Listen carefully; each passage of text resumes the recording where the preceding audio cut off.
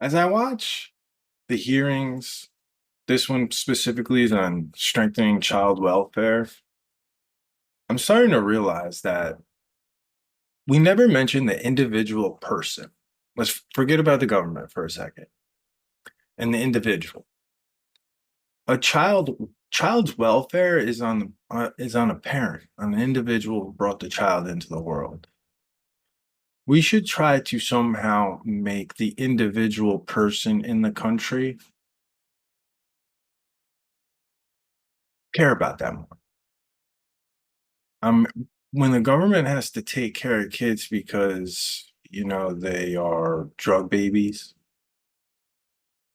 parents in jail, uh, there's not a lot of right ways to correct that once it happens.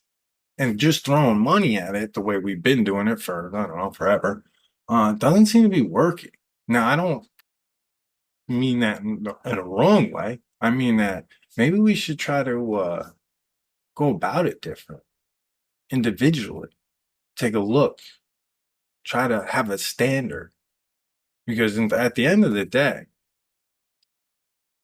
when you bring a child into the world, things happen. And if the world was perfect for most, when things happen, we'd be able to easily, the government could help.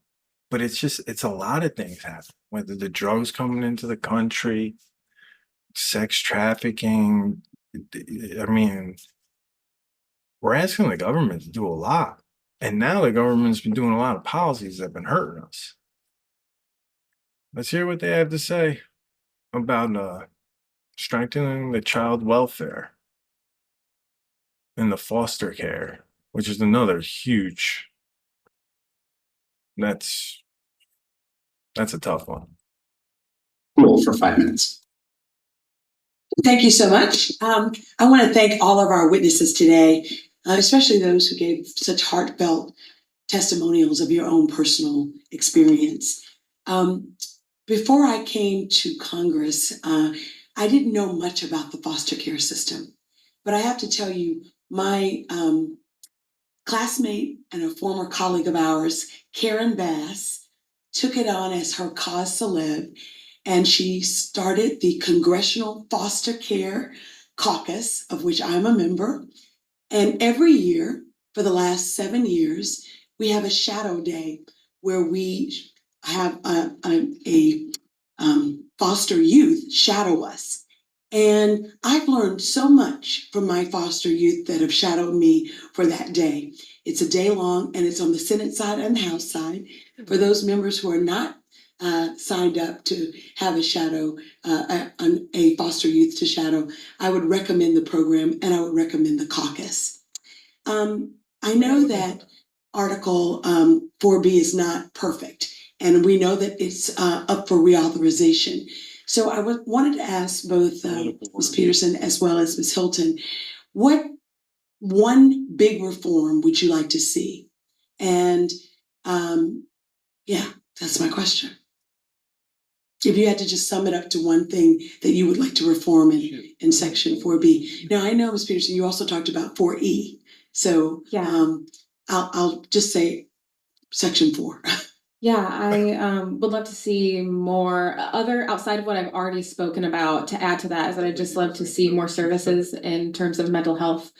Because when I was in the foster care system, as a child, one of the things that I found really difficult was to attach to my foster parents.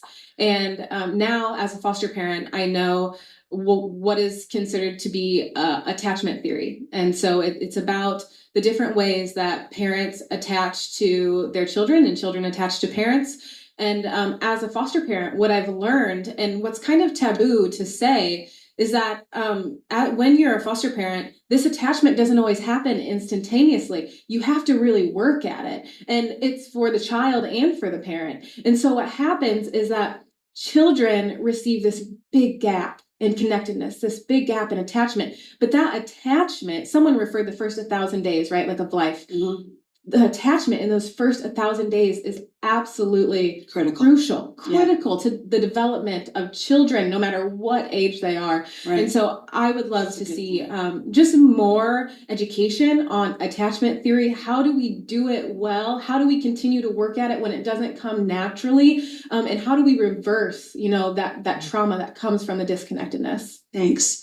If you had a magic wand, Real quick to what she was saying, foster parents, you got you got to give her a round of applause to them. Like, these are heroes. It's not easy, especially like, say you know you're not gonna be able to adopt a child, right? You're just fostering. Then you got to let the child go. That's tough. That's real tough. So to those foster parents out there, hat off to you. That's tough, especially if they're in their teenage years and say drugs or just some bad thing happens in life and they're beat up emotionally, mentally, and a foster parent takes them in, man, let's go. could do one reform for Title IV, what would it be? My wish would be that their children would not be put into facilities in the first place. I think it should be about community-based care, and children shouldn't be put in places and be more traumatized than when they came out. So I think that is just crucial, and having family-based care and just not having them even get into this system in the first place. Thank you. So important. Ms. Mansfield, can you talk I know you know about the government programs for incarcerated persons with children in the foster care system. Can you talk about some of the public-private partnerships that you know about that also help? Yes, thank you, Congresswoman. There are some programs, but they are few and far between. There just are not very many. But I have seen the benefit of public-private partnerships. Certainly, like at the Women's Justice Institute, we have a grant through Cook County Health that's funded by SAMHSA. And that grant allows us to provide client care coordination for women leaving jail or prison with substance use disorders. And the program is led by a formerly incarcerated woman, and all of our client care coordinators are also formerly incarcerated. And this wouldn't be possible without those public-private partnerships. And it allows us to move really quickly in response to needs, but also to make use of Cook County Health's their expertise and their resources. And I think that that's possible when we're speaking about these types of partnerships as well. I mentioned that the reunification ride is one example of a program.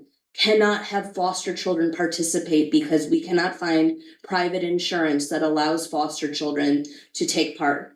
And if we could leverage the public resources, we could use that insurance that is available. We could be under that auspice, and then foster children would be able to participate. And I think that we also can meet some of those staffing shortages that are occurring in the Department of Corrections and departments of Children and Family Services or other child welfare agencies, where there are staff shortages and also that turnover that was mentioned before. And so as a private organization, we can help to have these programs in those nonprofits. In addition, we can have the expertise that's needed for things like child welfare, to have the child development angle, all of those things. And also just the last thing is, these programs often don't exist, or they exist in very limited ways because we don't have the funding and we don't have the assurance that it's going to continue. And one of the most damaging things to children is when they have one visit and they don't know when the next is going to be. And we don't want to have where we scrape together enough money to get there one time and then we can't come back, like we see with so many different programs. And so those are some of the powers that. These are all hard topics. I just wish the money, as each individual and government got the money, they did the right thing with the money. Because this money in none of these programs, it seems like someone's getting a lot of it, and these kids or these people, these human beings that need it, they ain't getting a lot of help. These people seem genuine. It's tough out here. you learn a lot in these hearings. You start to see government can't fix all problems. We individuals gotta do better. For real.